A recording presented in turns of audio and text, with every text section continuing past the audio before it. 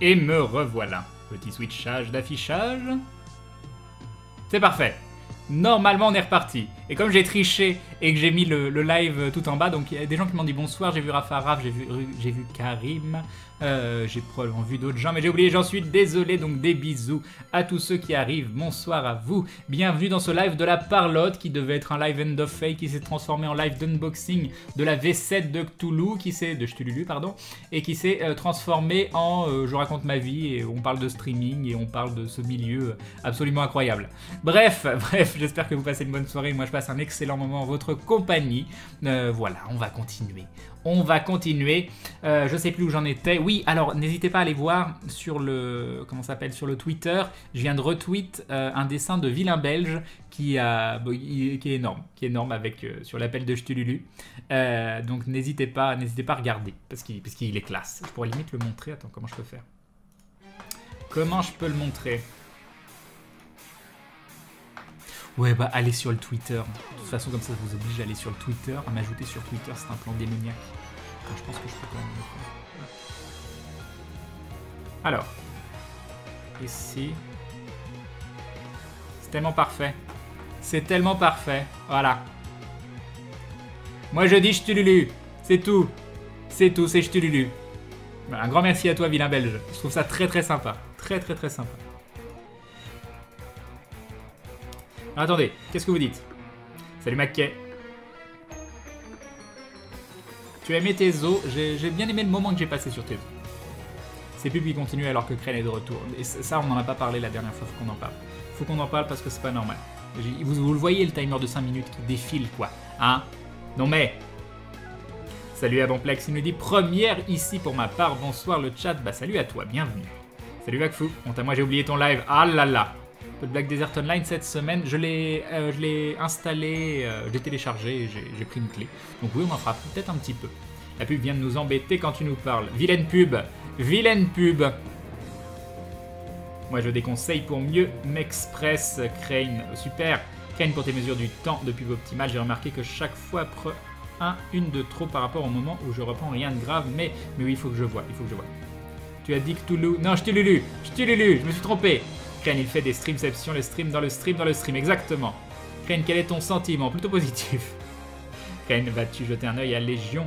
Ou est-ce que le virage qu'a pris WoW t'a définitivement dégoûté? Bah, j'ai repris pour la dernière... je vais peut-être enlever le dessin, j'ai oublié d'enlever le dessin, je continue de vous parler. Voilà.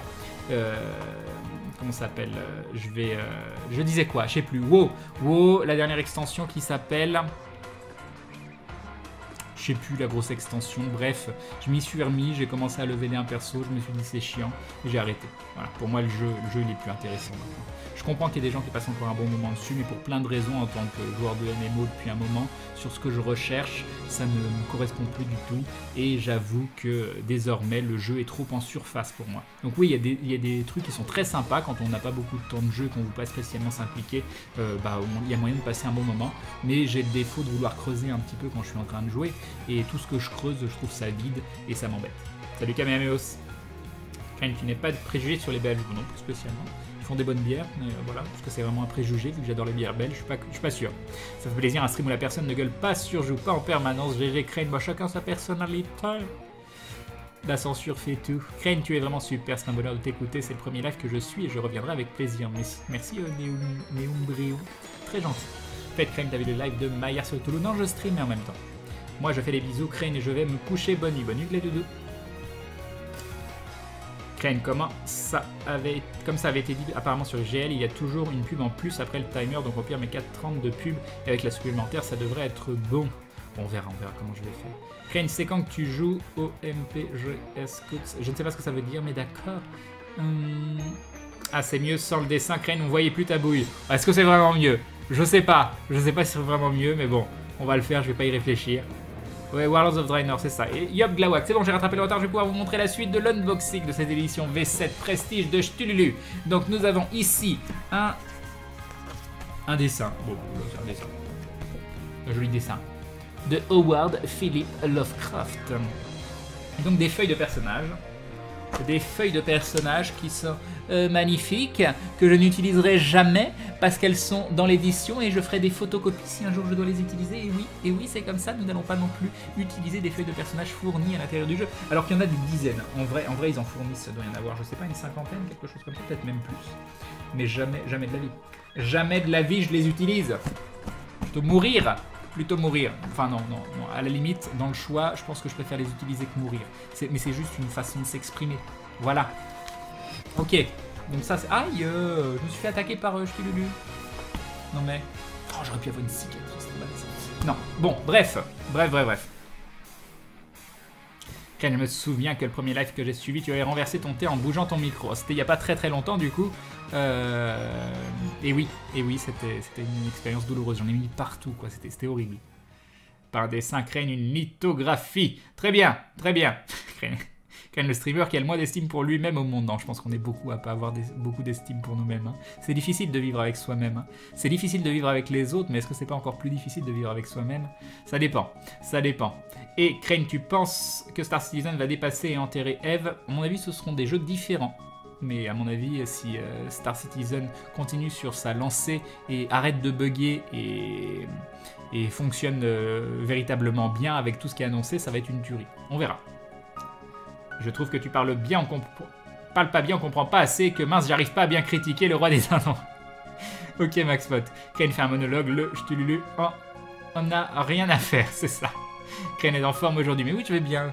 Moi, dès que je lance le stream, je suis heureux de toute façon. Et c'est horrible parce que je me retrouve à des moments tout seul ici. Donc là, cet après-midi, j'étais avec Bob, Fred, Seb sur Star Citizen pendant quelques heures, pendant 1 ou 2 heures. Ça n'a pas marché, bon, tant pis. Mais au moins, on était tous ensemble et c'était cool.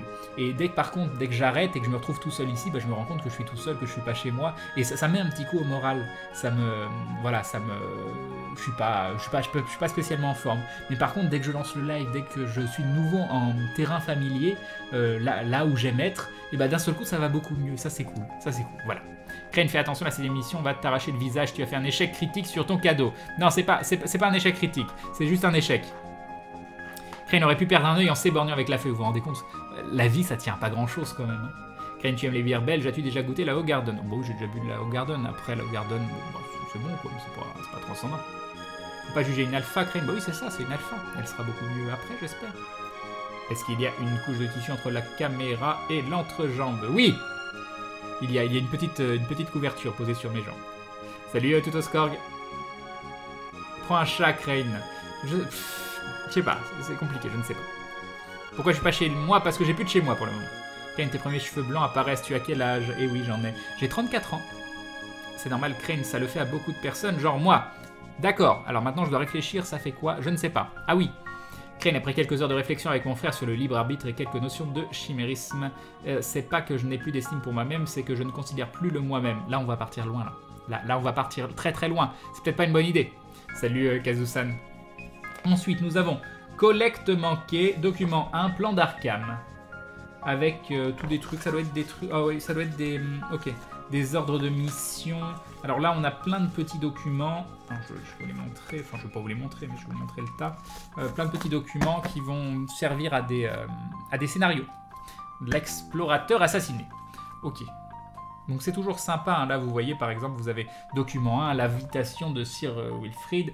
Document 2, la confession j'arrive pas, de Janet, etc. Bon, je vous les lis pas parce que ça vous spoil pas si un jour vous faites les scénarios en question. Et là, nous avons des cartes. Des magnifiques petites cartes. Des grandes cartes en plus. Hein. Des cartes du monde. Bon, je vais pas trop l'ouvrir, mais vous voyez l'idée. Hop. Nous avons d'autres cartes. Là, c'est avec les créatures. Là, c'est quoi? C'est des cartes. Une carte de l'Afrique. Une carte de... Alors, c'est marqué quoi? Un planisphère. Ça, c'est quoi, ça?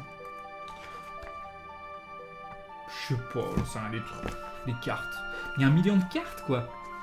Ah, des cartes de ville aussi, ça, c'est très cool. Des cartes de monstres. Bon, bref, des cartes, quoi. Des cartes. La raison, tout ça. Donc tout plein de cartes. 1 million de cartes. Ok. Et là vous vous dites, mais c'est fini cette édition prestige, il y en a encore dedans. Mais oui, il y en a encore. Quand il n'y en a plus, il y en a encore. Donc nous avons Et là, une magnifique clé USB en bois. On va essayer de faire sortir. Voilà. Une magnifique clé USB Stululu en bois avec le petit icône de Stululu. Et donc, comment elle s'ouvre? Comme ça. Voilà, une magnifique clé USB en bois. Tout le monde en rêvait. Je pense que ça c'est le plus beau cadeau qu'on peut me faire au monde. Le coffre coûte combien? C'est un cadeau, normalement je suis pas censé le savoir, mais bon, vu que j'allais me l'acheter, je le savais. C'est 159 € le truc. Un magnifique stylo avec... Bon, c'est un stylo à la con, hein. Il a rien de spécial. Juste qu'il a le petit logo Stululu dessus, mais c'est pas grave, ça fait quand même plaisir. Nous avons... Je vais être mindfucké à l'infini. Super, super, ça a l'air génial. Ça a l'air génial. Pas de mindfuck sans mon consentement, s'il vous plaît. Le jeu de mots sur des cartes, GG. Chut, chut, chut. Quelle capacité la clé? J'en sais rien. J'en sais rien. Aucune idée. M'en fous, je l'utiliserai jamais. Donc bon. Allez, pubs sont finis. Donc Crane, on récupère des viewers potentiels pour son propre Steam obscur que personne va vouloir regarder. 159 balles, je préfère un Blue Yeti, mais oui. Crane, en fait, c'est pas un unboxing, c'est un stream jalousie. C'est ça, c'est ça. Je suis enfin là, petit Crane. Je suis désolé, vraiment désolé, le repas a duré plus longtemps que prévu. Mais je suis là, bonsoir, là, ta qualité est splendide, on voit encore mieux tes yeux magnifiques, c'est très gentil. Laureline, voilà, je vais être tout rouge. Et nous avons une petite trousse pour mettre des petits dés. Voilà, des petits dés. Donc nous avons un dé 4 ou le... avec un petit... qui a quand même un petit signe de Stululu dessus. Nous avons... Mais après, on s'en fout, quoi, il y a toujours des... Oui, bon, on s'en fout. Il y a toujours le chiffre qui est affiché. Un des 8 avec un petit signe de Stululu à la place du 1. Un des 10, mais des dizaines. Donc pareil, il y a ah, c'est le 10 qui est remplacé par le signe de Stululu. Un autre, mais il est rouge celui-là. En blanc, un rouge, ce que vous voulez, un noir. Bref, des dés, quoi. Des dés. Alors, on va virer... On va essayer de ne pas en faire tomber. Non! Voilà, on va essayer de pas en faire tomber, j'ai dit. J'ai pas dit on va pas en faire tomber. Là, ça aurait été un mensonge. Essayer, déjà, c'est pas mal. Déjà, c'est pas mal. Hop, hop. Et voilà. Bon, il faut avouer que par contre, la pochette n'est pas de très très bonne qualité. C'est pas la pochette... c'est pas la pochette de ouf. Non, vous savez, c'est pas grave. De toute façon, quand ça reverra pas. Donc, voilà. Et donc, oui, c'est fini. Mais non, c'est pas fini. C'est pas fini. Quand il y en a plus, il y en a encore. Nous avons des cartes. Des cartes avec tout plein des trucs. Alors, nous avons les fiches créatures et les fiches divinités. Bon, voyons voir les créatures. Les créatures. Par contre, après, ce sera fini. On a presque fini. Salut, I am a Phantom. Oui, sur la clé USB, il y a les versions PDF des livres. Très bonne remarque de Vidalus. Exactement. Exactement. La question, que penses-tu des Diables Rouges? Je ne sais pas ce que c'est. Ken, tu ne le sais pas, mais je t'ai déjà mindfucké. Très bien, moi je le sais pas, tant mieux. C'est parfait. Allez-y. Fais-le ou ne le fais pas, mais il n'y a pas d'essai. Crane, très bien. Do or do not. J'arrive pas à ouvrir.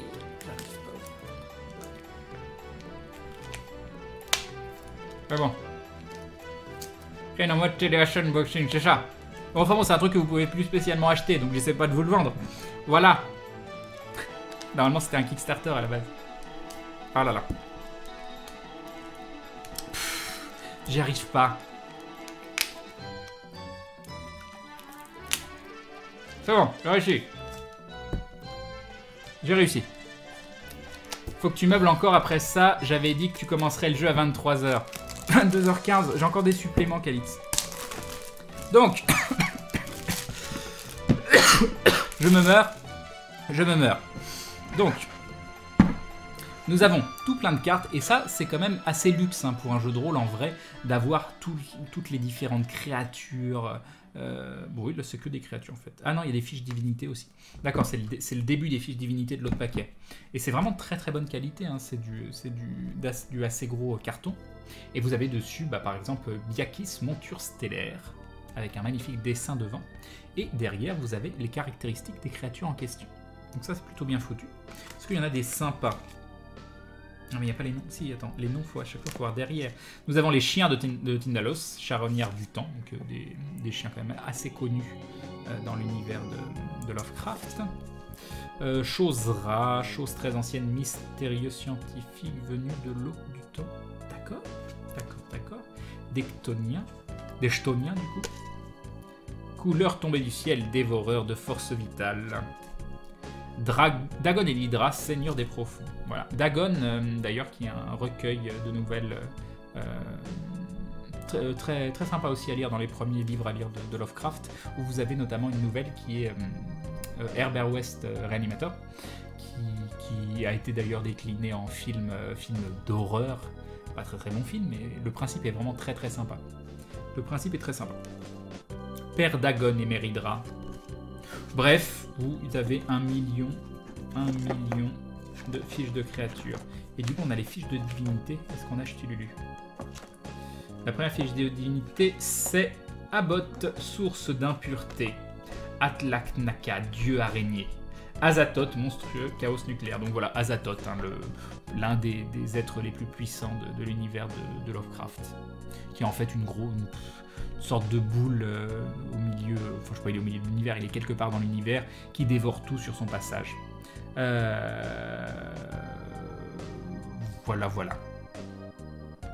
Je sais pas quoi vous dire. Attends, on me parle en même temps sur Skype. Et d'ailleurs... D'ailleurs c'est tout, je sais plus. Bast, j'arrive pas à faire deux choses en même temps.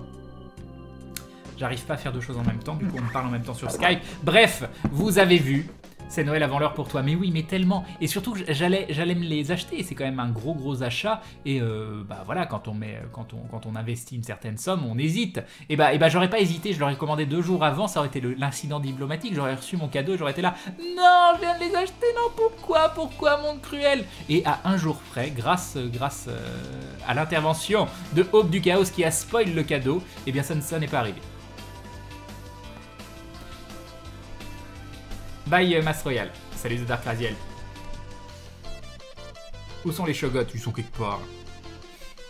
Enfin voilà, il nous reste encore. Crane Lovecraft, c'est bien à lire, mais c'est quand même assez pénible de nos jours à lire avec son racisme et son attitude anti-juif assez présent assez souvent. Bref, oui, il faut lire, mais il faut quand même avoir conscience qu'il était un homme de son temps. Oui, voilà, c'était pas... Je pense pas que c'était quelqu'un de spécialement raciste. C'était, comme tu dis, un homme de son temps. Donc il y a des choses parfois un petit peu limites. Ou malheureusement, on peut dire aussi qu'une certaine forme de racisme était chose commune. Je sais pas comment le dire. Mais je me souviens plus d'exemples où ça transparaît dans ces livres. Je t'avoue que je ne m'en souviens vraiment pas, même pas du tout d'exemples où ça transparaît. Donc je sais que c'est quelque chose que beaucoup de gens disent, donc je te fais confiance. Mais comme ça, j'ai pas d'exemple.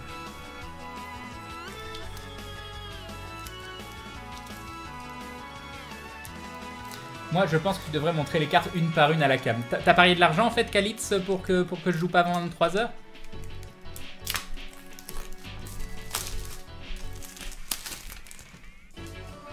Alors, il y a encore des fiches divinité. Bon, on va pas se... Oh, il y a des personnages. J'allais dire, non, on va pas se refaire les fiches. Mais si, en fait, parce qu'il y a des fiches de personnages, d'investigateurs, et donc de métiers que vous pouvez exercer. Sauf, ah non, il y en a une un petit peu particulière qui s'appelle Howard Philip Lovecraft. Là, nous avons des fiches de la faune aussi, qui fait des requins. Des requins avec des stades de requins. Et ça, c'est la classe. Moi, ça me fait hyper flipper, les requins. Hop. Oui, il y a plein de choses. Il y a plein d'animaux, il y a... des squelettes, des zombies, des momies. C'est qui les deux divinités qui restent? Ah bah, Yog-Sothoth.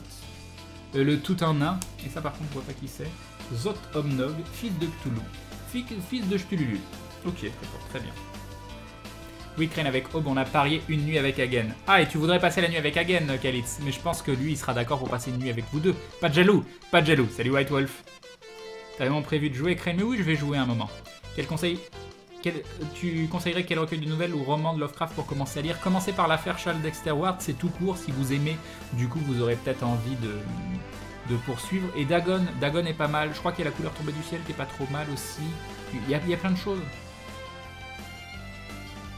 Crane, il y a Fanta Bob. Mais oui, Bob, il est là. Tintin au Congo, c'est God tier, exactement. Tintin au Congo, c'est parfait. C'est tellement... Ouais, non, c'est parfait. C'est parfait. C'est pas du tout... C'est pas du tout limite sur beaucoup de points. Surtout que le racisme est une chose normale à son époque. Crane, par contre, son sentiment, il était plus hardcore que la plupart de ses concitoyens de l'époque et s'en cachait pas. Au fait, Petit Crane, tu as des nouvelles de où sont les travaux de ton appartement? Non, j'en saurai plus demain. Ça ne devait pas être ce soir le tuto maquillage, et non. Et non.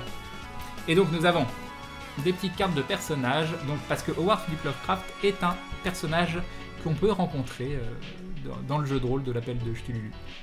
Avec des caractéristiques, des compétences, art et métier, littérature à 85%, bibliothèque à 75%, crédit à 25%, histoire à 50%. Il parle un petit peu le grec, pas énormément, un petit peu plus le latin.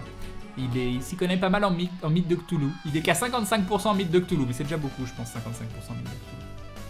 Voilà. Savoir et littérature fantastique, par contre, il est à 80%. C'est pas mal. Et donc là, on a les différents... Alors... Et les différentes stats. Ah, mais ça doit être... Alors, attendez, c'est pas des métiers qu'on peut faire. Non, c'est pour des PNJ. En fait, ce sont des PNJ, des personnages non joueurs, donc, qui sont directement définis. Si jamais vous voulez, hop, une dilettante, ou un dilettante plutôt, un aristocrate, bah pouf, vous avez une fiche d'aristocrate avec des stats d'aristocrate, donc c'est plutôt intéressant. On va en prendre un autre, un aliéniste, très bien. Qu'est-ce qu'on a d'autre? Un explorateur, un bibliothécaire. Si vous voulez un bibliothécaire, par exemple, aura art et métier, entretien des livres à 60%, littérature à 40%, bibliothèque à 70%, comptabilité à 40%, etc. avec des caractéristiques derrière. Donc c'est plutôt très très bien foutu. En fait, c'est très très luxe hein, dans un jeu de rôle. Tout ça dans un jeu de rôle, c'est vraiment très très luxe. C'est comme si vous aviez énormément d'outils à votre disposition de base. Enfin bon, voilà. Tout ça compose donc l'édition Prestige de la V7 de Cthulhu. Et du coup, c'était un très très beau cadeau. C'est vraiment un très très beau cadeau. Il sera exposé dans ma bibliothèque que je n'ai pas. Voilà, ça me fait très très plaisir. Merci beaucoup de m'avoir offert ça. C'est quand même un cadeau exceptionnel. Donc merci beaucoup. Alors, on va essayer de tout bien ranger. Parce que ça, je le ferai pas après le live, je le fais tout de suite. Il y a des priorités dans la vie. Et ma priorité, c'est faire en sorte que rien ne s'abîme. Hop. Remettre les petits marque-pages. Après, je suis assez maniaque hein, parce que par exemple, les marque-pages ils sont dans cet ordre-là. Et je vais les laisser exactement à la couche où ils étaient, dans l'ordre où ils étaient. Donc là, vous pouvez dire, oui, Crane, il n'est pas tout seul dans sa tête. Voilà, je suis désolé, c'est la vérité. Alors, là, vous voyez, par exemple, je ne sais plus s'il était comme ça ou comme ça, donc je le vis assez mal. Donc on va dire comme ça, mais bon. Tant pis, tant pis, tant pis. Ok, donc ça va où ? Ça va, non c'est ça qui va là. On remet les différents livres. Ça veut dire c'était lourd. Crane, range-le dans ta bibliothèque sous l'eau. Non, jamais. Et on va mettre ça par terre ici. Et donc il nous reste Crane, qu'en pense Niark? Niark, il est très heureux. Il aime beaucoup le mythe de Cthulhu. Beaucoup de choses à faire avec. T'inquiète pas, Crane, je suis pareil. Ah, un peu d'ordre ne fait pas mal. Mais chez moi, c'est le bordel. Hein. Mais je suis sur les choses que je considère un petit peu de collection, je suis quand même très rangé. Alors, nous avons le Codex de l'Innommable. Donc, c'est un supplément. Le Codex de l'Innommable est un ouvrage spécialement conçu pour célébrer la 7e émission. Il regroupe les cahiers de notes et des croquis d'anthropologues partis à la recherche de secrets impies et qui, le plus souvent, ont payé leur découverte de leur vie ou de leur équilibre mental. Donc c'est quelque chose qui revient énormément dans l'appel de Cthulhu. Quand vous jouez un personnage dans l'appel de Cthulhu, c'est un personnage jetable, dans le sens où vous savez qu'il va finir soit mort, soit fou. C'est comme ça. C'est comme ça, à moins d'un truc très particulier, vous allez finir mort ou fou. Donc c'est loin des autres jeux de rôle où vous vous dites je veux survivre à 1 million de campagnes, devenir très très fort et être l'un des héros les plus puissants de l'univers. Non, là vous savez que votre personnage est malheureusement jetable. Ça n'empêche pas que c'est quand même un excellent jeu de rôle. D'ailleurs Bob en a fait les frais il n'y a pas très très longtemps, hein, il peut en parler, il n'a plus de visage. Mais voilà, donc c'est dans l'appel de Cthulhu, on va le prononcer correctement, vous allez en apprendre de plus en plus sur le mythe et vous allez vous rendre compte que la réalité que vous connaissez n'est pas la réalité la véritable réalité, et vous allez voir que des choses horribles, des horreurs se cachent tout autour de vous, et donc ça va complètement briser votre vision de la réalité, et en brisant votre vision de la réalité, vous allez aussi briser votre santé mentale. C'est voilà un des grands aspects de l'appel de Cthulhu. Il n'y aura jamais d'happy end dans Cthulhu, la mort ou la folie sont la seule issue. Exactement, Draknor. Exactement. Et donc, par exemple, on peut ouvrir une page au pif, et nous avons une autre pif, une pif que... Nyarlathotep. Ah, j'adore Nyarlathotep. Donc là, on peut voir un croquis de Nyarlathotep. Bon, c'est souvent soumis à interprétation. Nyarlathotep, c'est l'homme aux 1000 visages. C'est le messager des grands anciens, des dieux et des dieux. Il peut adopter à peu près n'importe quelle forme, et c'est l'une des entités les plus proches du monde des humains. Il est souvent intégré directement au monde des humains. Uniquement pour narguer, Nyarlathotep avait désigné la route conduisant vers la sécurité et la merveilleuse cité du crépuscule. Uniquement pour railler, ce messager noir avait révélé le secret, car la folie et la vengeance sauvage du vide sont les seuls dons de Nyarlathotep envers les présomptueux. Nyarlathotep, le chaos rampant, est l'esprit et l'âme des dieux extérieurs. Ils procurent à leur pouvoir une personnalité. Nyarlathotep peut interagir de manière intelligente avec des créatures inférieures, alors que les autres dieux extérieurs ne sont capables que de destruction. Il peut récompenser ou punir, et de nombreuses espèces intelligentes servent et adorent les dieux extérieurs afin de gagner la faveur de Nyarlathotep. Nyarlathotep utilise des formes différentes pour des buts différents. Il adopte par exemple une forme humaine lorsqu'il entretient des rapports avec les humains.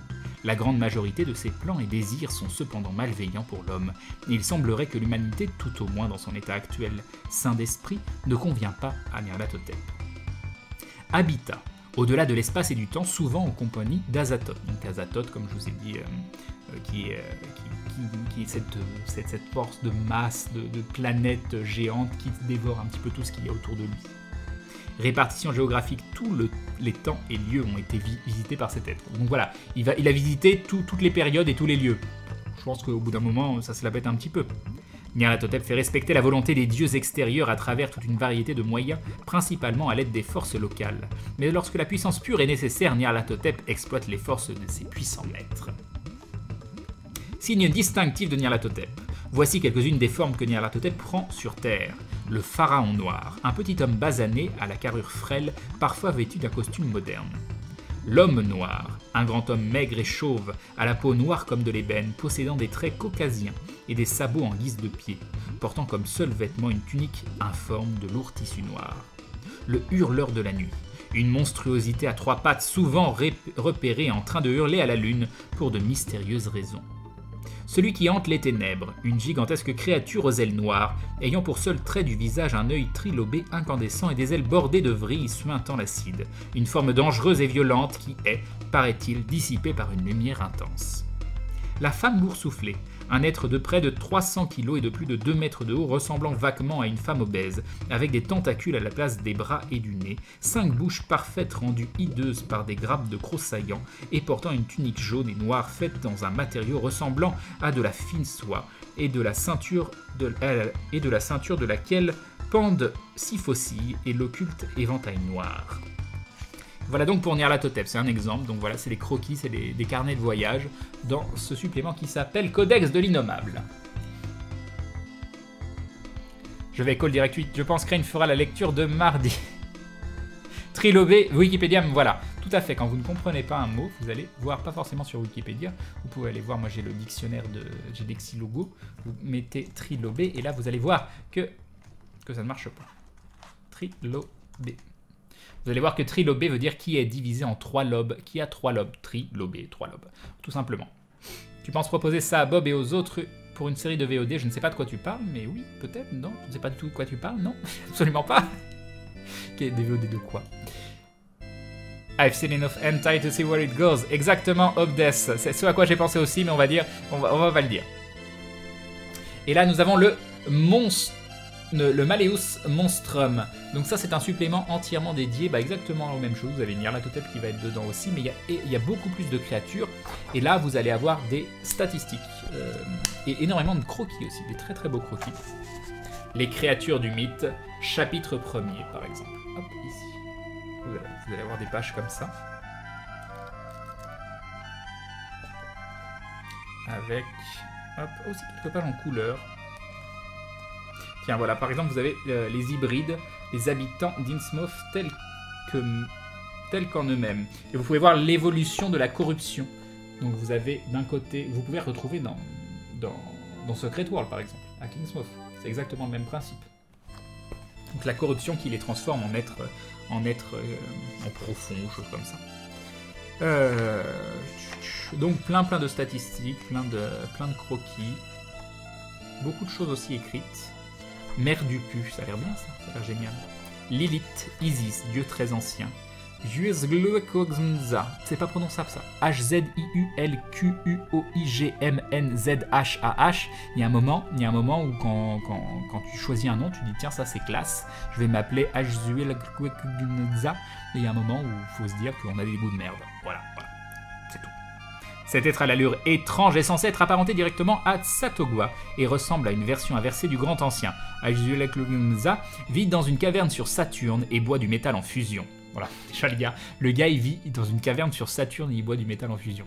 Bon, de base, on n'a pas les mêmes hobbies. Donc, voilà, c'est pour ça, des fois, la compréhension est pas forcément facile. Quand vous rencontrez quelqu'un dont le trip, c'est de vivre dans une grotte sur Saturne et de boire du métal en fusion. Bref. Comme Tsatogwa, il ne s'intéresse pas aux intrus, il n'attaque pas, à moins d'être provoqué ou dérangé. Bon, celui-là est plutôt cool comme Grand Ancien. C'est déjà pas mal. Parce que déjà, il n'attaque pas s'il n'est pas provoqué, dérangé. Donc ça veut dire que si jamais il vous frappe, ça veut dire que vous avez été l'embêter dans une grotte sur Saturne. Si vous êtes allé l'embêter dans une grotte sur Saturne, c'est que vous cherchez un petit peu la merde. Donc, vous pouvez pas vous plaindre derrière qui... Voilà. Bref, allez, un petit croquis en couleur. Pour vous montrer quand même les pages normales que vous voyez, parce que ça, les pages des croquis sont pas majoritaires. Et vous voyez, vous avez plein de textes avec des tables, avec plein de choses dedans. C'est bon, le métal en fusion. Crane, tu n'y as jamais goûté. Non, c'est vrai, je suis désolé, je suis en train de juger quelque chose que j'ai pas goûté. Et c'est pas dans mon habitude, donc je m'excuse d'avoir cet a priori. Alors, vous avez du Katamari Damacy, j'entends loin. Cette musique toute mignonne sur de l'appel de Cthulhu, c'est parfait. Tu penses proposer un JDR de Cthulhu à Bob et aux autres pour une série de VOD Crane? Non, pas spécialement. En plus, Maillard en a fait tout récemment. J'aimerais bien qu'on en fasse tous ensemble un jour, je sais pas, que ça arrivera. Et donc il nous reste une dernière chose. Et après je vais jouer juste avant 23h pour embêter Kalitz, exprès. Si t'as moyen d'aller sur Saturne, mais pas de te débarrasser d'un autochtone avec un nom pourrave, c'est quand même la loose. C'est vrai aussi. Mais tu peux ne pas forcément être très préparé si t'es pas au courant. Voilà, si t'as pas eu la vaisselle de l'appel de Cthulhu, tu le sais pas. C'est con, t'as mis tous tes moyens pour aller sur Saturne, puis finalement, t'es pas préparé. Tu te la pètes un petit peu, voilà, je suis riche, je vais sur Saturne, mais ça marche pas. Et là, nous avons donc les cartes de folie. Donc c'est dans un petit paquet comme ça, ce sont des cartes également. Et ce qui est assez intéressant, c'est que, donc, comme je vous ai dit, la santé mentale est quelque chose de très présent dans l'appel de Cthulhu. Du coup, vous allez avoir énormément de phobies aussi, parce que quand vous perdez des points de santé mentale, il va vous arriver des choses. Vous allez, je sais pas, devenir complètement parano, vous mettre en boule, en position fétale. Bon, ça, c'est des choses simples, mais vous pouvez avoir des phobies très particulières. Par exemple, on va en lire quelques-unes, parce que c'est quand même assez intéressant. Nous allons prendre au pif. Alors, ça, c'est quoi? L'hypnophobie. Alors, l'hypnophobie, c'est la peur de dormir. Qu'est-ce qui le déclenche? Les lits, les pyjamas, les somnifères, toutes ces choses-là, vous n'aimez pas. Vous n'aimez pas non plus le relâchement, la vulnérabilité, l'impuissance et le sommeil, moment embarrassant où l'on bave et où l'on ronfle. Angoisse, que m'arrive-t-il quand je dors? Vais-je me réveiller? Si je me réveille, est-ce que j'aurais changé? Et à quel point? Qu'arrive-t-il aux gens qui meurent dans leur sommeil? Suis-je encore en vie à mon réveil? Voilà le genre de remarques que peut se faire quelqu'un qui souffre d'hypnophobie. Je vais en prendre une autre. Là, ouais, celle-là, c'est quoi ça, la phénogophobie? Je sais pas ce que c'est. Ah, la phénogophobie, c'est la peur de la lumière du jour. L'état de la couverture nuageuse, une saison, une heure particulière, être visible, vulnérable, brûlé par le soleil, être exposé, être critiqué. Vous pouvez dire par exemple, l'œil était dans la tombe et regardait Caïn. Et cet œil, c'était le soleil. Il nous voit, il nous juge et le jour venu nous brûlerons à sa surface. L'enfer n'a jamais été sous terre, voyez-vous. L'obscurité est notre ami. Donc ça, c'est si vous souffrez de phénogophobie, donc la peur de la lumière du jour. La théophobie, la peur de Théo. Ça, c'est une peur absolument normale. Si on est sain d'esprit, on est atteint de théophobie, voyons. L'éluromanie, l'amour anormal des chats. Voilà, vous pourrez vous la péter maintenant. vais vous montrer parce que c'est hyper important. Hein. Voilà, hop, ça, voilà, et vous le voyez écrit sur le côté. Vous retenez-le. Non, c'est dans l'autre sens. C'est dans l'autre sens, il faut que ça fasse la mise au point. Ça va pas faire la mise au point parce que j'ai désactivé. Donc du coup, vous voyez pas, c'est nul. L'ailuromanie. A-I-L-U-R-O-M-A-N-I-E. Voilà, pour tous les gens qui mettent des photos de chats partout, etc. Beauté, grâce, indépendance, amour des humains, chance, longévité, sagesse, le sphinx est son cousin, mais il est plus ancien que lui et se souvient de ce que le sphinx a oublié. Donc tous les gens qui mettent des photos de chats partout sur internet, ça suffit. Ça suffit, vous êtes atteint d'ailuromanie. Point, c'est tout. Voilà. Et nous avons des choses beaucoup plus classiques. Là, j'ai vu de la xénophobie. Il y a des choses que je connaissais pas, la dichémanie, besoin obsessionnel de voir la justice rendue. C'est presque Théo ça, sauf qu'il a sa conception à lui de la justice. L'ecdémiomanie, c'est quoi l'ecdémiomanie? Besoin obsessionnel d'errer. Si on vous dit vous avez besoin d'errer, si vous êtes un glandeur professionnel, et ben vous êtes potentiellement atteint d'ecdémiomanie. Mais vous êtes un glandeur, mais quand même vous allez vous balader. Hein. Tout le temps, vous allez flâner. Voilà. L'homme à la jambe de bois est de retour. Je sais que ce n'est pas le même homme et que ce n'est pas la bonne jambe, mais si je reste, ça va recommencer. Non, vous mettez encore des photos de chats sur le net crane, il suffit de dire non.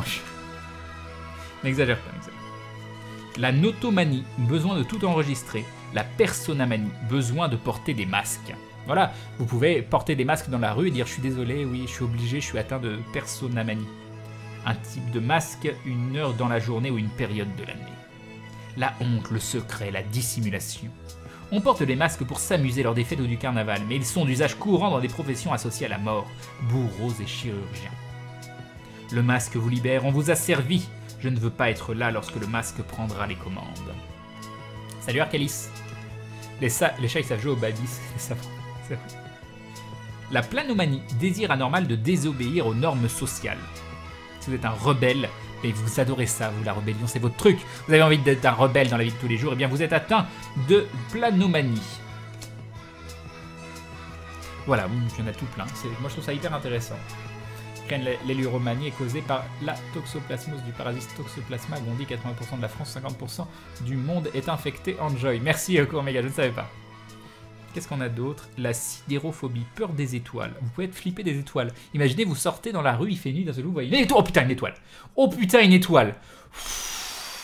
On a eu chaud. On a eu chaud là, et imaginez, le ciel, il est hyper étoilé, il y a plusieurs étoiles. Là, c'est la panique. C'est la panique totale, on va tous crever.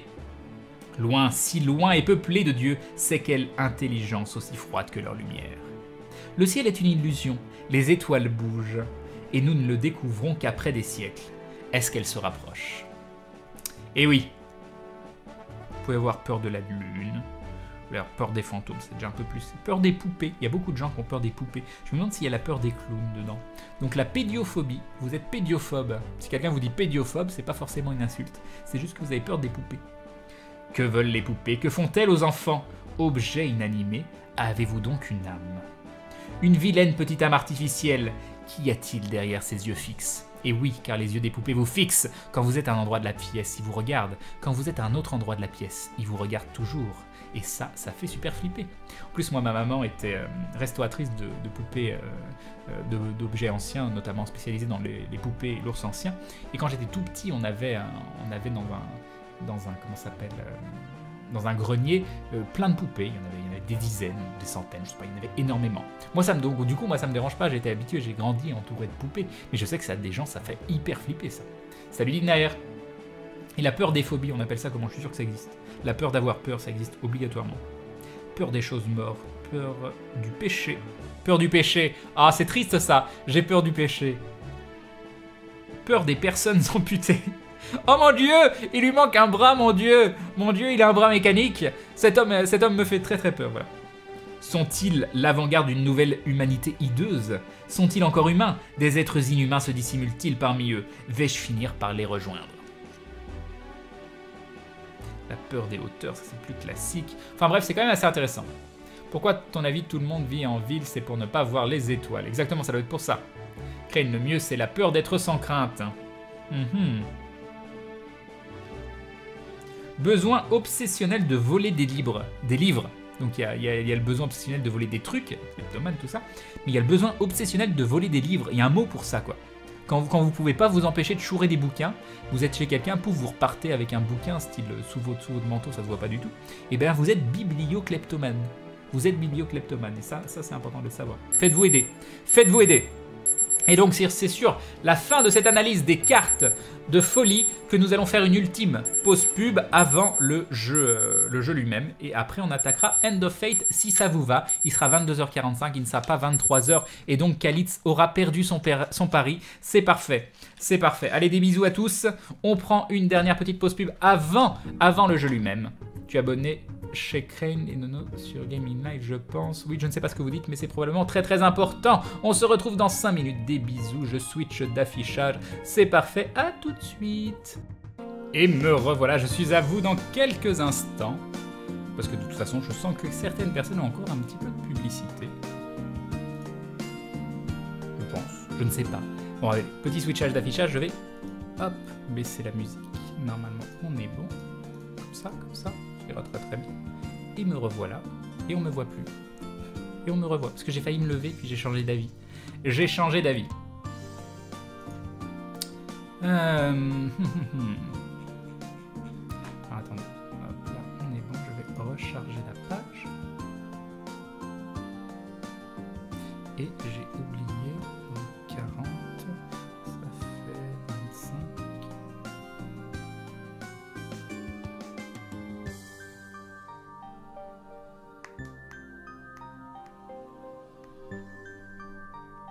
Hop, c'est parfait.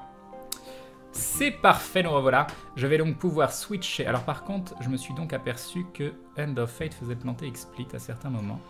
Donc on va bien voir. Ah, parfait. Parfait. C'est ce à quoi je ressemble dans la vraie vie. Voilà, vous avez été spoilé. Je vais donc relancer End of Fate. Pourquoi je me vois là? Je devrais pas pouvoir me voir là. Pause. Ok, ça c'est bon. Ça c'est bon. Et donc on relance End of Fate. Et on va pouvoir attaquer le jeu.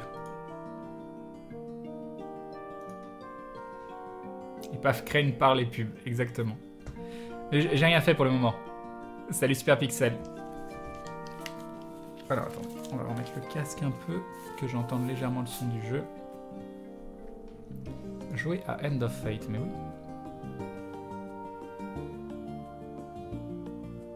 Fantomas sont reconnus. Fail to start game. Non mais voilà.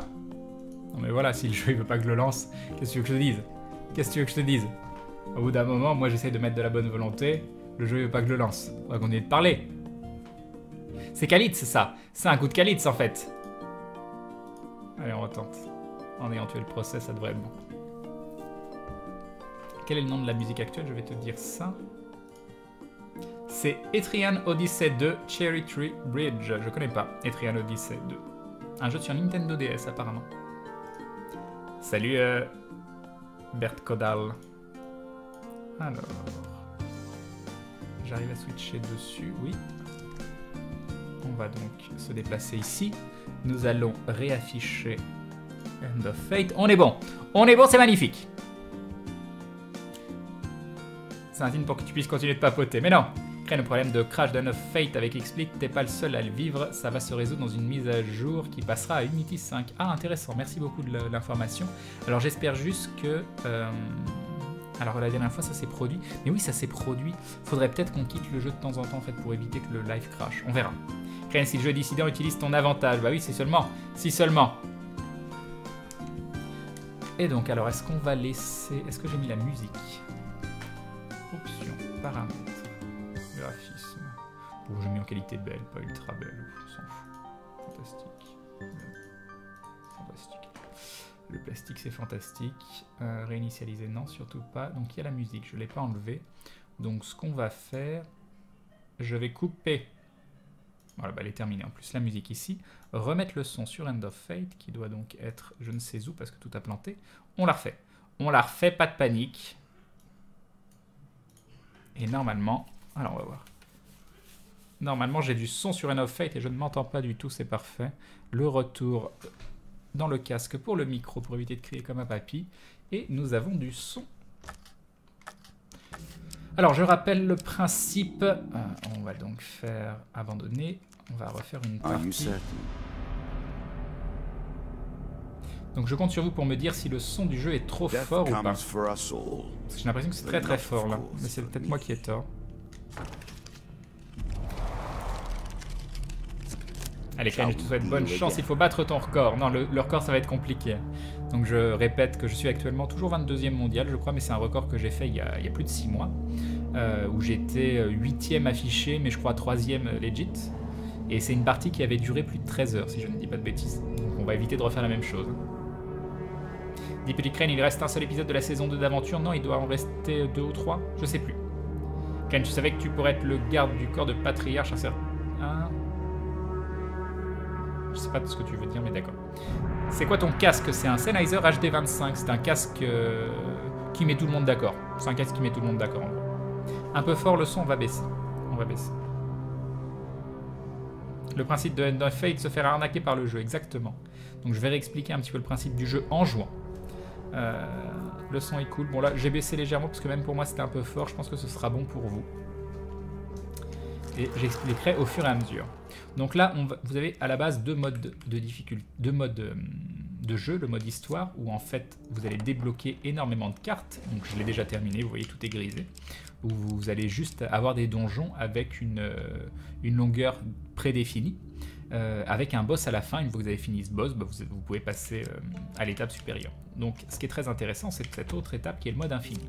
Le mode infini, vous allez choisir comment vous allez commencer. Donc vous pouvez commencer en mode normal, en mode facile, en mode normal, mode par défaut, ou en mode difficile. Donc en mode difficile, vous avez moins de vie, les ennemis sont plus forts, bref, c'est la misère. Et à côté de ça, donc loin de toute considération de difficulté, donc il n'y a pas de question de c'est en normal, facile, difficile, il y a des modes spéciaux, où vous allez commencer avec des règles particulières. Par exemple, vous pouvez être un nomade, il n'a aucun inventaire, donc c'est quand même très compliqué dans le sens où il peut porter de l'équipement, mais il ne peut pas stocker de l'équipement. Donc c'est-à-dire que si vous trouvez 2 épées, il va falloir choisir laquelle vous voulez équiper et l'autre va être jeté.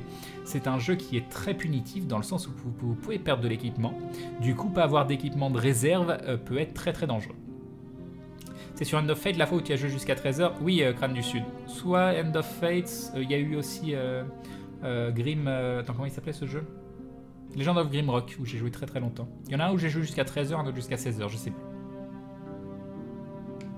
Tu as raison, Crane, tu ne vas pas te contenter d'une demi-journée, mais d'une journée entière de gameplay. Oui, mais je pense que c'est beaucoup plus dur à l'heure actuelle de faire des gros scores, je sais pas. Vous pouvez être moine, vous pouvez être désir d'accumulateur, garde de marchand. Les marchands apparaissent toujours lorsque vous entrez dans un niveau. Si vous quittez un niveau sans avoir été pris en embuscade, vous êtes maudit. Ouais, vas-y quoi. Les boutiques offrent toujours des prix réduits, vous serez toujours pris en embuscade près du bohémien, de la boutique et du joaillier. Très bien. Bon bref, on va continuer de jouer en mode difficile. Oui, je veux jouer en hard mode.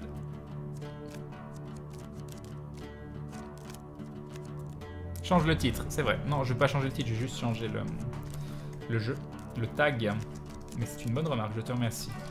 Il faut juste que je retrouve... C'est là.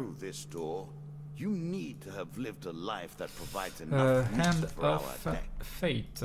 Restriction pantalon, Hand of Fate, le retour, très bien. Je mets à jour, merci de me l'avoir signalé.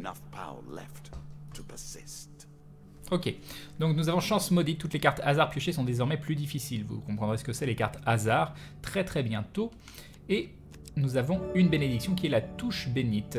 Donc ça, on commence avec une bénédiction aléatoire. Les morts vivants qui frappent physiquement le joueur subiront eux-mêmes des dégâts. C'est un peu pourri, parce que ça veut dire que de base tu vas te prendre des dégâts. Si tu te prends des dégâts, c'est que tu as mal joué. Donc c'est pas terrible. C'est pas terrible du tout. Nous avons le joyau d'empereur. Par contre, on a une pièce d'équipement aléatoire et on a eu un bon bouclier. Non, c'est dommage. C'était un bouclier cheaté, c'est devenu un bouclier pas terrible en vrai. Mais c'est pas grave, ça fait quand même un bouclier qui permet de contrer et de renvoyer. Donc on va l'équiper. Voilà. Et donc, ce que vous avez devant vous est un niveau de donjon. Nous sommes dans le donjon niveau 1, comme vous pouvez le voir en bas à droite. Et les cartes qui sont devant vous, ce sont les événements que vous allez rencontrer à l'intérieur du donjon. Donc là, j'ai qu'un seul chemin. Je peux aller vers l'avant.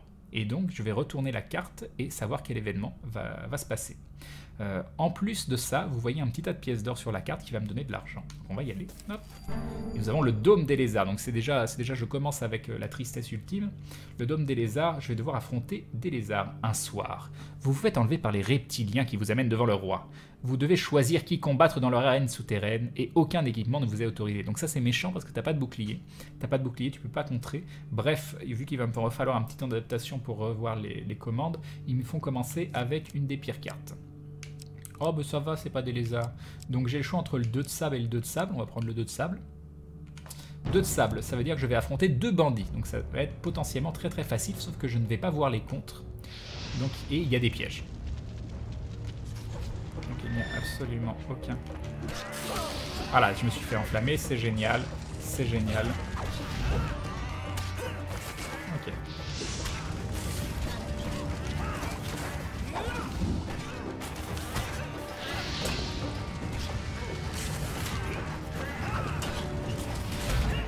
Vous voyez, il commence son coup. Je le finis et c'est bon, c'est passé. Donc je me suis pas fait toucher, mais j'ai pris les dégâts de feu parce que je me suis mal positionné par rapport au piège. Des fois la hitbox est un petit peu capricieuse. Du coup voilà, c'est quand même bien passé. C'est un peu un roguelike, oui, c'est vraiment un roguelike. Donc là je vais toucher, je vais avoir 3 cartes gains. Donc ça peut être de la bouffe. Donc là c'est 4 pièces d'équipement que je vais regarder par rapport à mon deck d'équipement qui est en bas à droite, et je vais choisir si je les laisse sur le dessus de mon deck ou si je les mets en dessous de mon deck. Tout simplement, pourquoi? Parce que après, si je pioche une carte qui me dit piocher une carte d'équipement et garder-la, bah, je saurai ce qu'il y a, et peut-être que là, il n'y a aucune carte intéressante d'équipement. Donc on a Zeltoride et le Home de Clairvoyance, donc on met ça au-dessus parce que c'est très très bien, et qu'on les veut. 5 aliments. À chaque fois qu'on se déplace d'une case, on utilise un aliment. Et si vous n'avez plus d'aliments, bah, vous perdez les points de vie et vous mourrez de faim. Et enfin, vous avez 15 points de vie. Donc voilà pourquoi c'est embêtant. C'est que je ne suis pas full HP. J'étais à 69 sur 80 vu que j'ai pris des dégâts de feu. Et en n'étant pas full HP, je peux avoir une de mes cartes de gain qui est modifiée en carte de heal. Donc c'est un peu con. Voilà, je regagne 15 points de vie, mais je m'en fous. Mais je suis nouveau full HP, mais j'ai perdu une carte de gain. Le but étant de trouver la sortie du donjon, donc du niveau 1. Et là, soit la sortie est en haut, tout en haut ou à droite, elle ne peut pas être en milieu entre des cartes, sauf si ça fait une boucle. Soit elle est juste là. Donc je vais aller là pour voir. Et c'est la demoiselle. Alors la demoiselle est une carte positive qui va me proposer différents choix. Un jour, dans une forêt ombragée, vous rencontrez une jeune elfe. Elle s'arrête pour vous saluer. Je suis Mérède du peuple de la forêt. Mon peuple a depuis tout temps aidé les mortels de ce royaume. Quelle bénédiction cherchez-vous? Je peux lui demander de l'or, je vais avoir de l'argent. Je peux... qu'est-ce qu'il y a, Ikigami? Je t'ai pas dit bonjour? Salut à toi, je ne sais pas. Je peux lui demander des provisions, donc j'ai 14 provisions, je suis plutôt bien, et je peux lui demander une longue vie. En vrai, si vous n'êtes pas en grosse galère de thunes ou en grosse galère d'or, vous allez demander la longue vie. Parce que la longue vie va augmenter votre vie maximum, pas vos points de vie actuels. C'est pas un heal, ça augmente votre vie maximum. Donc je suis à 80 de vie maximum, je vais lui dire de piocher une carte de vie maximum, donc je peux gagner 5 points, 10 points, 15 points. Hop. Et je gagne 5 points de vie max, donc c'est un petit up, mais au lieu d'avoir 80 sur 80, j'ai désormais 85 sur 85. Ok, et ça nous a coûté une bouffe d'aller là-bas, et pour revenir sur la carte, ça nous recoute une bouffe, donc on passe à 13 de nourriture, et là, on passe à 12 de nourriture, nous avons le pari de la taverne. Vous vous retrouvez dans une vieille taverne miteuse à raconter des anecdotes de vos aventures à un groupe d'ivrognes. Un vieux soldat barbu se moque de vos récits et vous défie au bras de fer. Donc je peux parier 20 pièces d'or contre lui, je peux parier votre casque contre son or, ou je peux refuser le pari. Alors je vais accepter de parier, mais pour vous montrer les mécanismes, mais en vrai, je crois que c'est pas hyper rentable, quoique on est au premier niveau du donjon, mais vu que j'ai la malédiction qui fait que c'est plus dur de piocher les bonnes cartes, je vais probablement perdre 20 pièces d'or. Mais c'est pas grave, c'est pour vous montrer. Crane, la demoiselle, c'est presque la seule carte du jeu qui te met jamais le goak, mais c'est tellement Zocilda malheureusement. Salut troll. Et donc je vais parier 20 pièces d'or. 20 pièces d'or, j'ai une chance sur 2. Donc ça se retourne et je vais essayer de suivre les cartes. Donc vous avez une règle avec moi, quand je sais pas où est la carte, elle est toujours là pour moi. C'est un échec. Donc je me suis planté. Hein. Voilà, j'ai perdu 20 pièces d'or et voilà. Voilà. C'est bien, ça commence bien. Et on a trouvé la sortie du donjon. Alors nous avons la haute prêtresse en haut, qui est une carte qui fait je sais plus quoi, mais je crois que je ne l'ai pas débloquée encore de mémoire. La haute prêtresse, je sais pas ce qu'elle fait. Est-ce qu'on va voir ce qu'elle fait ou est-ce qu'il faut des trucs particuliers pour la haute prêtresse? Je me souviens plus. Est-ce que si j'ai pas des trucs particuliers, je vais me faire défoncer ou pas? Je m'en souviens pas. Je m'en souviens pas du tout de la haute prêtresse. Mais à mon avis, il faut des trucs particuliers pour y aller et je pense que ça sert à rien que j'y aille. Ou alors c'est des trucs hyper positifs et je vais louper des trucs. Mais bon, tant pis. Le chemin devant vous mène à la forêt. On va prendre le chemin de la forêt. Vous comptez vos provisions et continuez votre voyage. Donc là, on va accéder au niveau 2 du donjon. Quand on accède au niveau 2 du donjon, le MJ, donc au fond, nous rajoute des difficultés, des nouveaux ennemis. Et il va aussi nous mettre une carte négative quand on rentre au début du donjon, ce qui peut être des cartes absolument horribles. Donc un piège se cache dans l'ombre. Qu'est-ce donc? Je perds un aliment. Oh, là, c'est gentil. Je passe de 11 aliments à 10 aliments. Donc ça va, c'est très très soft.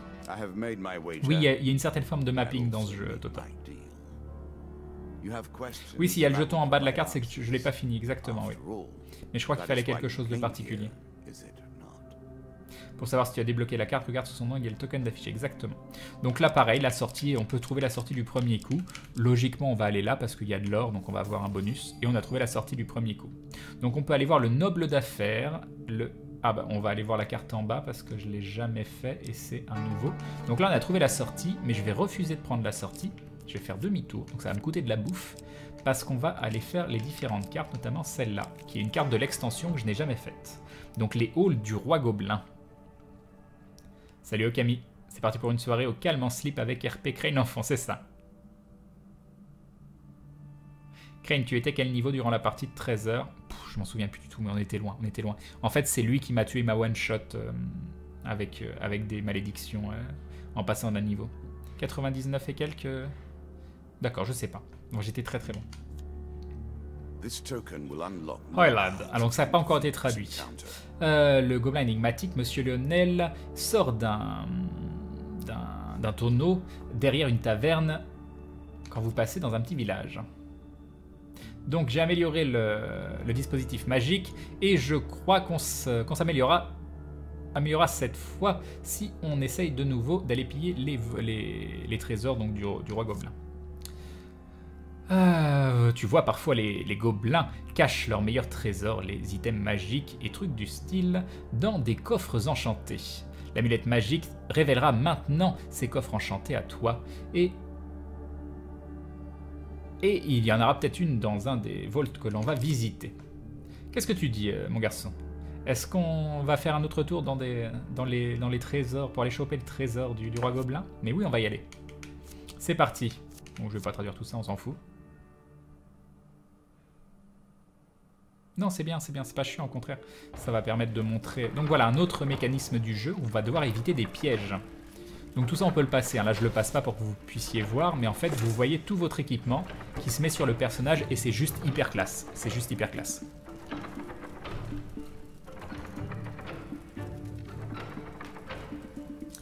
Ok. Donc là, on va éviter. Alors, il faut que je me rappelle. Donc ça, c'est la roulade. Ça, c'est le coup de bouclier. Ça, c'est le contre. Et ça, c'est le coup d'épée. Ok.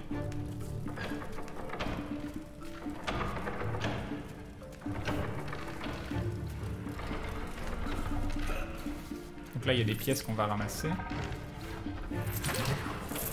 Okay. Alors là, vous voyez le piège. Ok, on est safe. Pourquoi cette vue d'habitude? Oh, genre! Non, non, non, non! Alors, on a oublié des pièces. On va devoir aller chercher les pièces. Ok.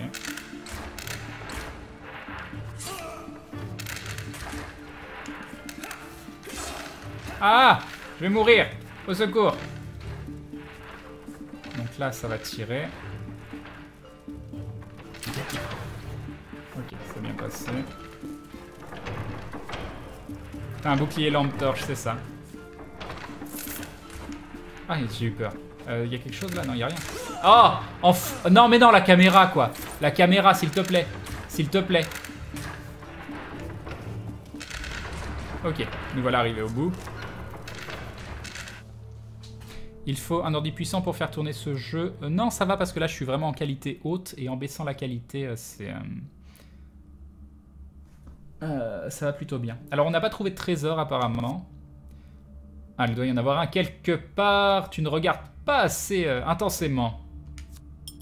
Mais genre... Eh, on a fait ça pour rien, quoi. Du coup, on va aller voir le barde. Le barde solitaire. Dans vos voyages, vous rencontrez un visage familier, le jeune homme que vous avez aidé à fuir avec sa bien-aimée. Il est assis sous un arbre fredonnant à lui-même. En approchant, vous réalisez qu'il empeste la bière et que son chant est un peu trop joyeux. Il lève la tête vers vous. Vous, n'avez-vous pas causé assez de chagrin? Il s'arrête de boire pour une autre gorgée à la bouteille. Grâce à vous, nous avons fui la ville. Il explique qu'une fois que son père cessa de la poursuivre, sa dulcinée le quitta. Poursuivre le premier mercenaire rencontré, si seulement nous étions restés, dit-il avec colère. Bon, j'avais pas trop de colère. Maintenant, je dois mendier pour payer ma boisson. 10 pièces d'or pour une chanson. Vous n'avez vu aucune pitié pour les sots. Et on va lui donner 10 pièces d'or. Vous jetez quelques pièces et il se ressaisit. Crane, t'as raté un tas de pièces, tu dois tous les ramasser, recommencer le donjon jusqu'à avoir 50 pièces d'or. Non, ça c'est l'étape d'avant, Sigart. C'est le niveau 2, ça. Ça c'est le niveau 3. Il commence à chanter, il évoque des images précises et sincères de la beauté, de l'innocence, il vous redonne le moral et vous donne de l'inspiration pour des actes épiques. Le dealer pioche une carte vie max en carte gain, c'est très très bien. Donc on va passer aux 10 points de vie max, on va passer de 85 points de vie max à 95 points de vie. Alors on va faire attention au niveau bouffe, parce qu'on est quasiment mort de faim. Donc on va prier pour qu'il y ait un marchand dans le prochain niveau, parce que sinon on va mourir. Salut Giuseppe. L'étape suivante de votre aventure, sortir de la grotte, tout ça, vous comptez vos provisions et continuez votre voyage.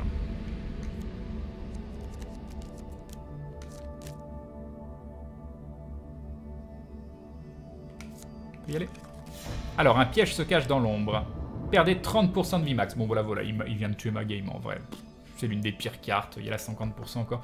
Donc je vais passer de 95 points de vie max à 66 points de vie max.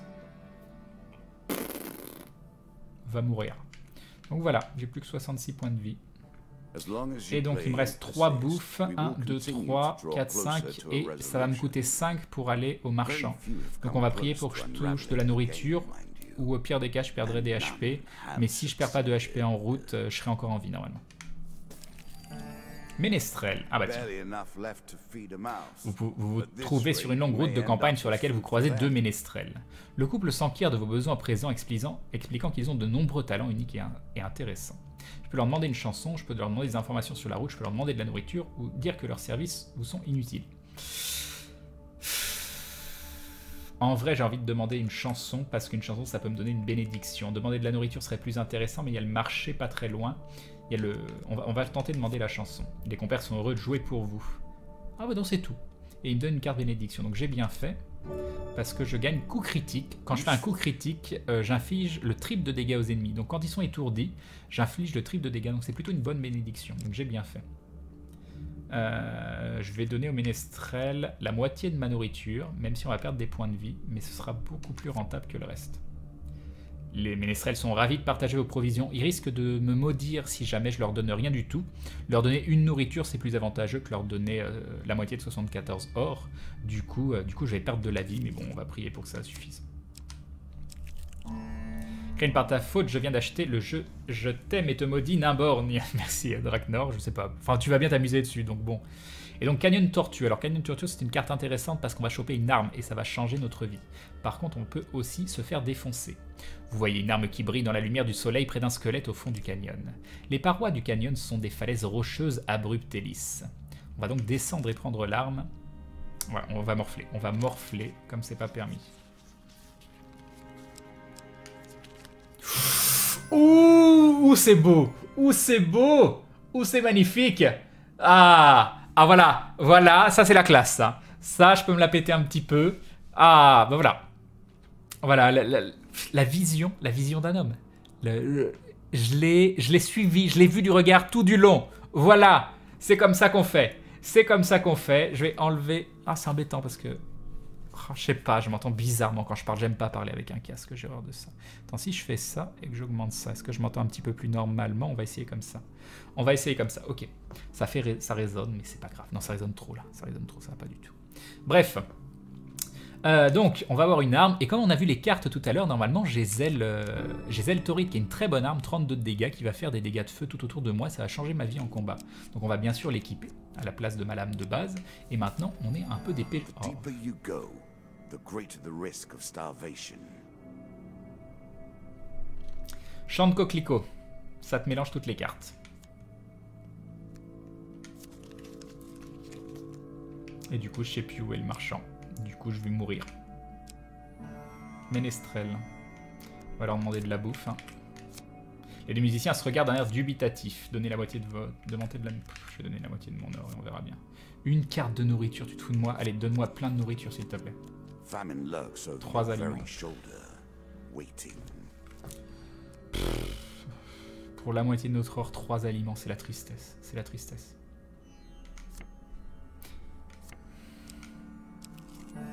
Maître de guilde furieux. Bon, on va l'ignorer. Non, faire vos excuses. Ah, très bien. Perdez 10 points de vie. Ah bah oui, c'est le moment. Super. Super. Trésor maudit. Alors, trésor maudit, ça peut vous donner plein de trucs, mais en fait, vous allez vous prendre plein de malédictions et ça va être la tristesse ultime. Donc, on laisse le trésor parce que sinon... Oh, piocher une carte bénédiction, c'était gratuit. Chaque attaque à distance subie par le joueur a des chances d'étourdir l'attaquant pendant 3 secondes.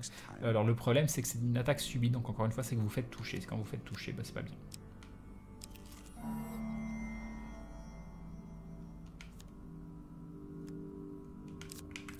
Voilà.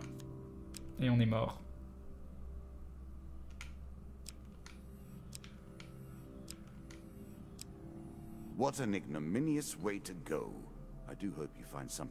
Donc là, le jeu m'a fait un gros doigt. Mais genre un gros doigt. Normalement, ça arrive pas trop. Hein. Là, il m'a juste dit va mourir. Va mourir. Et puis quand voilà, je me suis mis par terre, il m'a mis des coups de pied, il m'a marché sur le visage. C'était... voilà.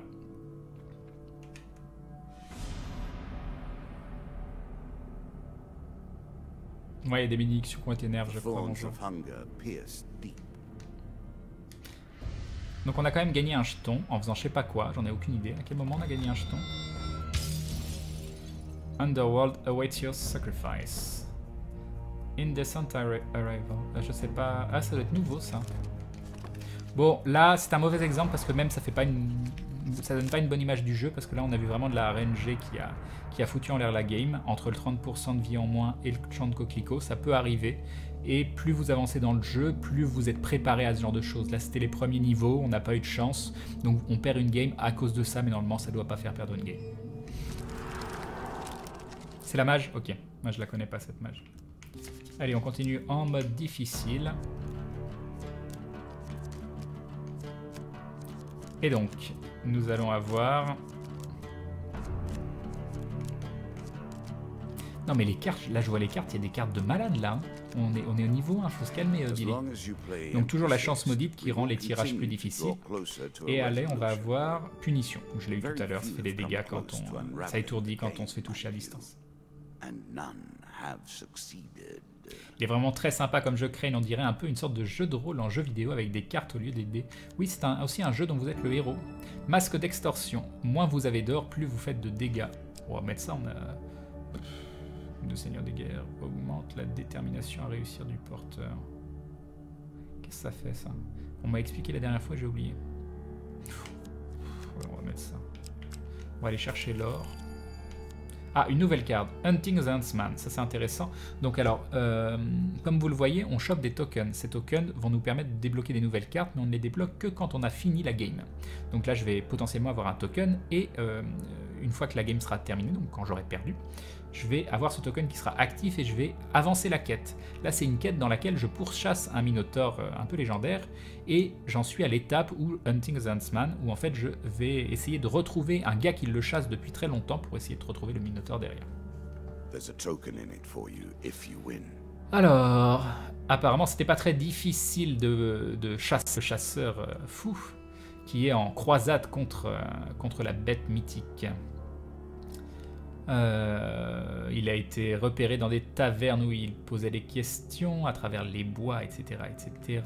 Apparemment, il est parti d'un petit village il y a peu et il se dirige vers une forêt proche. Donc je suis des traces, blablabla, et je vais le retrouver. Ah oui, c'est pas évident par contre. C'est pas évident. Donc... Dommage. Et je l'ai... Ah, je me fais... Ok, donc là je me suis pris un piège, on va essayer de pas le prendre, on a une chance sur 2. Je dirais là, mais je suis pas sûr. Ouais, c'est bon. Salut Fusion. Donc c'est bon, on a réussi à éviter le piège. Et on trouve le chasseur. Qui a plein de trophées de ses meurtres, non, c'est pas ça le mot, de ses kills, de ce qu'il a tué, quoi. Il me bouge avec une assurance calme. Son regard me transperce comme une dague. Je suis impressionné que vous ayez échappé à mon piège. Pour être juste, c'était pas fait pour quelqu'un comme vous, mais quelqu'un plus substantiel. En ayant passé tant d'années dans le rôle du chasseur, c'est rare que je me retrouve en étant la proie. Partageons un verre à la taverne, où on pourra parler comme des hommes, plutôt que de se pourchasser l'un l'autre, de se suivre l'un l'autre avec des traces de pas comme des bêtes. Ce jeton de cartes est maintenant à vous. Donc j'ai réussi à avoir le jeton de cartes. Et donc du coup, quand je vais perdre la partie, eh bien je vais avoir ce jeton de cartes qui va me donner une nouvelle carte qui va faire avancer la quête. Darkest Dungeon, avec les récentes mises à jour, est devenu très dur et il pardonne de moins en moins. Donc je te conseille plutôt End of Fate si tu veux, pas trop Rage Quit. Bah après, s'il pardonne pas, mais le problème de Darkest Dungeon, c'est qu'il fallait absolument faire des combos très particuliers, un peu cheatés pour pouvoir avancer. Et ça devenait répétitif si tu voulais vraiment pas que la RNG soit trop méchante. C'est le truc que je reproche à Darkest Dungeon. Salut Dragon. Et donc... Et bah du coup on a fini directement. Alors on va voir, on a les ménestrels et le canyon tortueux. On va devoir faire demi-tour pour le canyon tortueux parce qu'on est niveau 1 et avoir une nouvelle arme directement au niveau 1 c'est quand même intéressant. On va passer par les ménestrels en plus, on va faire demi-tour, on va perdre de la bouffe, mais c'est le niveau 1 donc autant... Alors les ménestrels. Donc quand vous arrivez à la fin du donjon, comme vous venez de le voir sur la carte fuite en forêt, eh bien vous voyez toute la map. Donc c'est à vous de voir si vous décidez de faire demi-tour et donc de perdre des ressources pour pouvoir utiliser les cartes en question. Ça fait longtemps que tu joues à ce jeu, j'y ai beaucoup joué, j'ai pas non plus des dizaines et dizaines, je dois avoir quoi, 70 heures de jeu, je ne sais pas. Peut-être plus, je sais rien, j'ai combien 87 heures de jeu. Donc j'ai pas énormément de temps de jeu non plus. Mais je l'ai quand même assez retourné. Assez retourné avant les extensions. Maintenant, il y a plein de DLC, je sais absolument pas ce que c'est, et puis voilà. Donc les ménestrels de tout à l'heure, à qui on va demander une chanson, ils jouent pour moi 2 cartes bénédiction. C'est beau quand même. C'est beau, ils me donnent donc 2 bénédictions, ça c'est très très bien. Mangeur de lézards, ce qui est assez intéressant parce que quand on va combattre des hommes lézards, ce qui va arriver assez souvent, plus on va avancer dans la partie, eh bien on gagnera un aliment à chaque fois qu'on tue un homme lézard. Et bonne constitution, lorsque le joueur mange, il reçoit 2 fois plus de soins. Bon, c'est pas terrible parce que quand vous n'êtes pas full vie et que vous vous déplacez, vous gagnez des points de vie. Bah, avec ça, vous gagnez 2 fois plus de points de vie. Alors, je vais leur donner la maudite de mon or. Hop. Ça évitera qu'ils me maudissent. Et donc, nous allons aller dans le canyon. C'est niveau 1, donc normalement, vous allez voir que logiquement, la difficulté est moins importante que tout à l'heure. Donc, on ne devrait pas avoir 3 échecs critiques, un succès. On va descendre prendre l'arme. On a 3 succès, 1 échec. On est au niveau 1 du donjon, c'est beaucoup plus simple. Voilà. Donc ça c'est bon. Et on va donc piocher une arme, ce qui peut nous faire une très grosse différence. Piocher une carte arme. On cherche la carte arme et là on prie pour avoir Crogel. C'est pas terrible, mais bon, il y a pire. Il y a pire. C'est les mêmes dégâts que celle qu'on a d'équiper, sauf qu'elle va avoir une petite attaque de glace qui je crois ralentit les ennemis, si je dis pas de bêtises. Salut Crane, je t'ai découvert grâce à mon mari et t'es super, continue comme ça. Merci Yuzushin, c'est très gentil. Bienvenue à toi. C'est pas bon Crane, le jeu est trop gentil, les ménestrels qui te donnent des cartes utiles, moi je dis ça sent le guac. Non, au début du jeu, quand on est tôt dans les niveaux, ils donnent des cartes gentilles. Si je dis pas de bêtises. Donc voilà, bon on va faire gaffe au niveau de la bouffe. Mais bon, c'est le premier niveau, hein, c'est maintenant qu'on prend des risques. Au pire, on meurt maintenant et on n'aura presque rien perdu.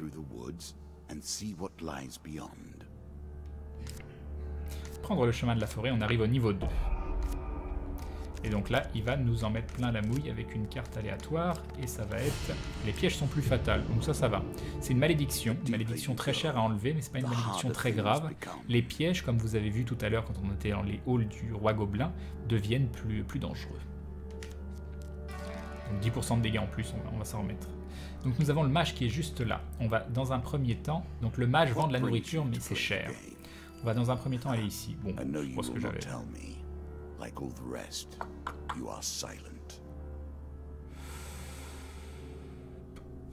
Deux de bouffe. 1. La bataille du héros, il faut pas. 1, 2, 3, 4. J'ai peur. Est-ce que c'est possible en prenant la dépouille du héros qui recouvre une carte de magasin? Je crois pas, mais je pense qu'on va le tenter pour voir. On va faire un essai. Donc là, je vais aller faire la dépouille du héros qui est tout en bas, qui va nous demander d'aller apporter de l'équipement à un endroit. Sinon, on va être maudit. Mais en échange, par contre, on aura des cartes de gain. Le truc, c'est que cette carte, l'endroit où on va devoir apporter l'équipement, va remplacer une des cartes actuelles. S'il remplace le mage ambulant, on est mal parce qu'on n'a pas assez de bouffe et on va crever. Alors, comment je la joue ? Je pense qu'on va directement aller là-bas. C'est sans fin, là, on est dans le monde infini, Lockned. Le but, c'est de survivre le plus longtemps. Salut, Cruncher. T'as pas meilleur temps de suivre la carte échelle du regard quand on a qu'une? Bien sûr que si, Arjaval. Bien sûr que si. Mais là, j'ai une malédiction qui fait que c'est plus dur. Hein. Il y a des mélanges qui sont beaucoup plus simples et il y a des items qui vous permettent de retenter un mélange quand vous le ratez. Il y a vraiment des choses à faire. Faire demi-tour. On va tenter ça. Donc voilà, là, ils vont nous proposer d'aller apporter de l'équipement, prendre les possessions du héros. Sa famille vous en sera très reconnaissante. Le village aurait été révolté de ne pas les récupérer. Donc là, il va me donner une arme que je ne vais pas équiper. Et un bouclier que je ne vais pas équiper non plus. Et il va me demander de les apporter quelque part. S'il me demande de les apporter sur le magasin, on est mort.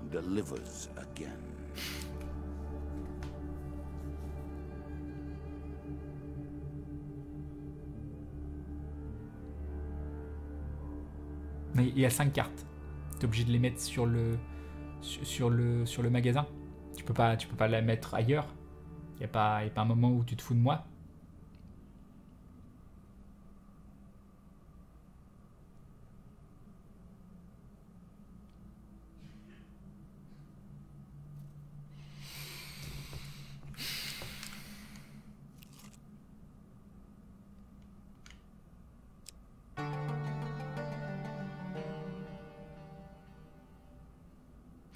Mais c'est dommage, ça vous montre pas du beau jeu, quoi. Là, elle a vraiment la RNG, elle nous dit non.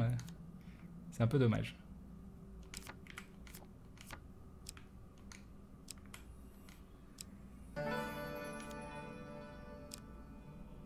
Redonner l'épée, redonner le bouclier, et on a 2 bénédictions. En plus, c'est très très bien. On savoir arcanique, c'est pas terrible. Et volonté des dieux, c'est pas terrible non plus. C'est pas terrible les deux. Volonté des dieux, ça fait que tu... Il y a un ennemi qui est marqué au début du combat, il te donne plus d'argent. Bon, bah, on va prier pour choper de la bouffe derrière. C'est pas mort, hein. On a encore 4 déplacements. On peut potentiellement trouver de la nourriture. Encore une fois, c'est pas grave de prendre des risques au départ, dans les premiers niveaux du donjon. C'est pas important. Voilà, je perds 5... Ah, si 5 points de vie, ça fait un déplacement en moins. Donc c'est pas... Ok, bon, on va aller à la boutique. Ce qui est un petit peu dommage, vu que on a de l'argent dans les autres côtés. Donc là, on va prier pour ne pas prendre plus de 24 points de dégâts sur cette carte-là. Attaque de bandit. Ok, il faut pas... Ah mais non, faut pas prendre plus de 14 points de dégâts. Si on prend plus de 14 points de dégâts, on est mort.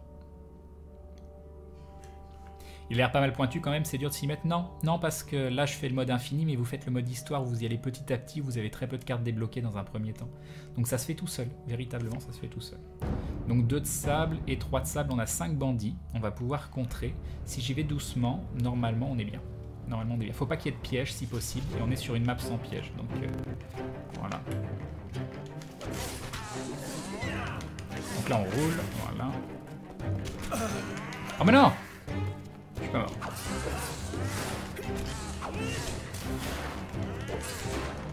Donc voilà, je fais des contres.